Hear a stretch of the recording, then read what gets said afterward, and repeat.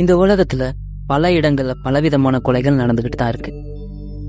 அந்த கொலைகள்ல சில தீர்க்கப்பட்டும் பல தீர்க்கப்படாமலும் ஒரு அன்சால்வ் கேசஸா தான் இருக்கு.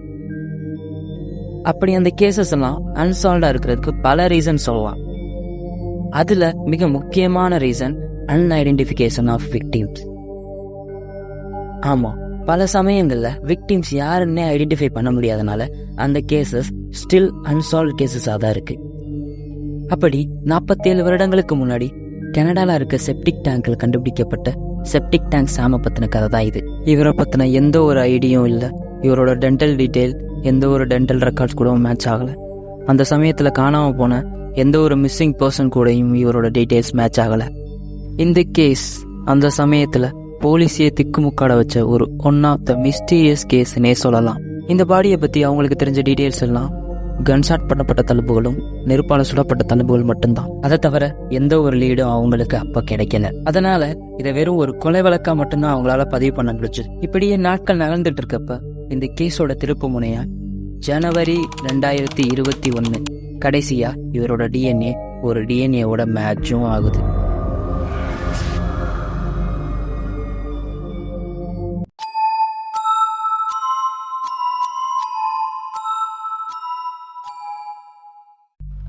ஏப்ரல் 31, 1977 சார்லி மற்றும் மேவிஸ் இவங்க 2 பேரும் கனடாவோட ரூரல் ஏரியாவான ஆல்பர்ட்டால இருக்கிற தங்களுக்கு சொந்தமான ஃபார்மை விசிட் பண்ண போறாங்க. அந்த ஃபார்ம் ரொம்ப நாளா யாரும் யூஸ் பண்ணாம ஒரு கைவிடப்பட்ட ஃபார்மா தான் இருக்கு. அப்படி அந்த ஃபார்ம் ரொம்ப நாளா யூஸ் பண்ணாம இருக்கிறதுனால அங்க உள்ள செப்டிக் டேங்க்ல இருக்கிற பம்பை எடுக்கிறதுக்காக அந்த செப்டிக் டேங்கை ஓபன் பண்றாங்க. அப்படி அந்த செப்டிக் டேங்கை ஓபன் பண்ணி பார்க்கும்போது அதுல சாக்ஸ் ஒன்று மிதக்கிறத பாக்குறாங்க. அதை நல்லா உத்து பாக்குறாங்க. அப்பதான் அவங்க ஒரு விஷயத்த நோட் பண்றாங்க. அது வெறும் சாக்ஸ் மட்டும் இல்ல, அந்த சாக்ஸ் மனித கால்களோட மிதந்துட்டு இருக்குன்றத. அதை பார்த்து ஷாக்கான அவங்க உடனே போலீஸ்க்கு தகவல் கொடுக்கறாங்க. போலீஸ் இமீடியட்டா ஸ்பாட்டுக்கு வர்றாங்க. அந்த செப்டிக் டேங்க்ல இருந்த கழிவையெல்லாம் பக்கெட்டை வச்சு வெளியே எடுக்கிறாங்க. அந்த டேங்கை கிளீன் பண்ணி பார்க்கும்போது அந்த டேங்க்குள்ள பாடி ஒன்று இருக்கிறத கண்டுபிடிக்கிறாங்க. அப்படி கண்டுபிடிக்கப்பட்ட அந்த பாடி எல்லோ பெட்ஷீட்டால சுத்தப்பட்டு நைலான் கவரால கட்டப்பட்டிருந்துச்சு. அந்த பாடி அந்த டேங்க்குள்ள போடப்பட்டு ரொம்ப நாட்கள் ஆனனால முற்றிலும் டீகம்போஸ்ட் ஸ்டேட்ல தான் அந்த பாடியை கண்டுபிடிச்சாங்க. இதனால இது ஒரு ஆணோட சடலமா இல்ல பெண்ணோட சடலமான்னு கண்டுபிடிக்கிறதுக்கே அதிக நாட்கள் எடுத்துக்கிட்டாங்க. ஒரு வழியா அந்த சடலத்தோட உடல் கூராய்வுன்னு சொல்லப்படுற அட்டாப்சி ரிப்போர்ட்டும் வெளியே வருது.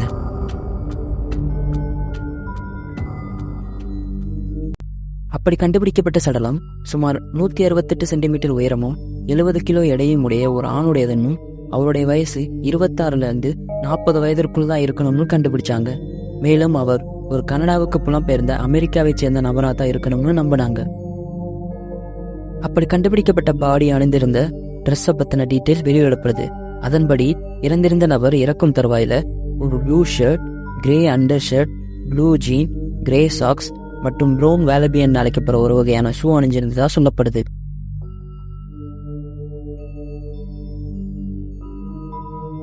மேலும் அந்த சடலத்தை பத்தி அபிஷியல்ஸ் என்ன சொல்றாங்கன்னா, அவரை டேங்க்குள்ள போடும்போது அவரோட பாடி சீக்கிரமே டீகம்போஸ் ஆகணுன்றதுக்காக குயிக் லைம்னு சொல்லப்பட்ட ஒரு வகையான சுண்ணாம்பும் சேர்த்து போட்டிருக்கதா சொல்றாங்க.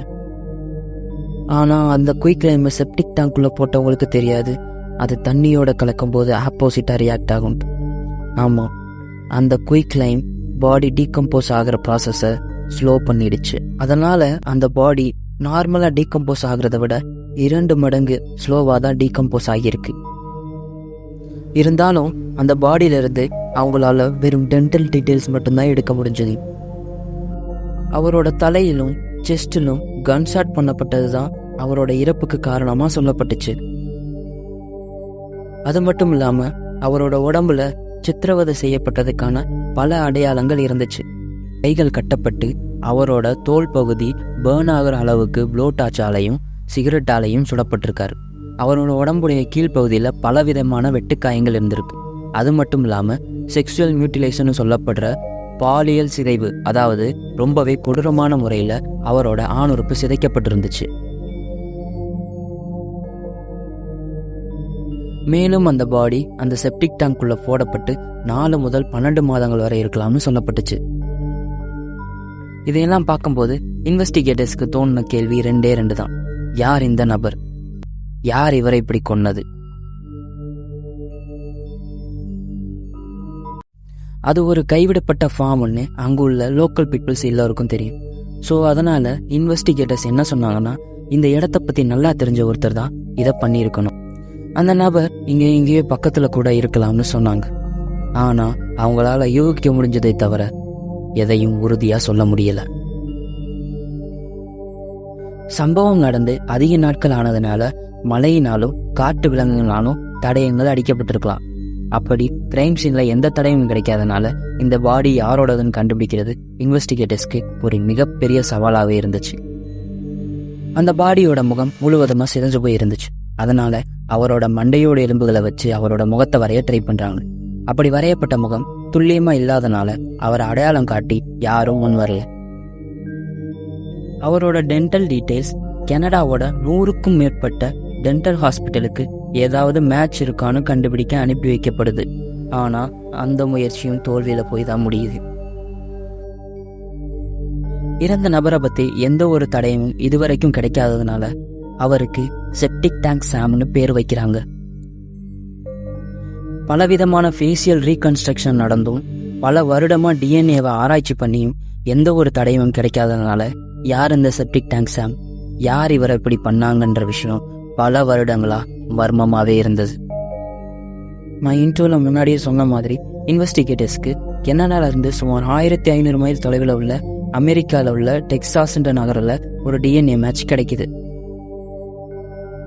அப்படி கிடைக்கப்பட்ட டிஎன்ஏ மேட்சை வச்சு ஜெனட்டிக் ப்ரொஃபைல் ஒன்று கிரியேட் பண்றாங்க.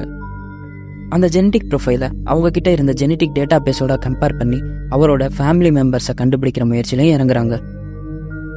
அப்படி பண்ணப்பட்ட முயற்சியில ஒரு வழியா செப்டிக் டேங்க் சாமோட சிஸ்டரை கண்டுபிடிக்கிறாங்க. அதன்படி அவரோட உண்மையான பேர் கார்டன் எட்வர்ட் சாண்டர்சன்ன்றதை கண்டுபிடிக்கிறாங்க.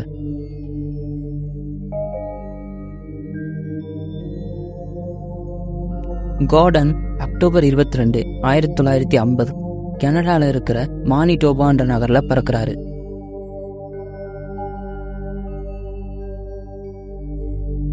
என்னதான் கார்டன் கனடால பிறந்தாலும் அவர் ஒரு அமெரிக்க வம்சாவளியை சேர்ந்த நபர். 1950, 60, 70களில் கெனடியன் அத்தாரிட்டிஸ் கிறிஸ்டியானிட்டியோட வேல்யூ சொல்லிக் கொடுக்கறதா சொல்லி அமெரிக்க வம்சாவளியை சேர்ந்த சுமார் 100க்கும் மேற்பட்ட குழந்தைகளை தங்களோட பெற்றோரிடமிருந்து பிரிச்சு வெள்ளை அமெரிக்கர்களோட பராமரிப்புல வளர்க்க வச்சாங்க. இதோட விளைவா பல பெற்றோர்கள் தங்களோட குழந்தைகளிடமிருந்து வலுக்கட்டாயமா பிரிக்கப்பட்டாங்க.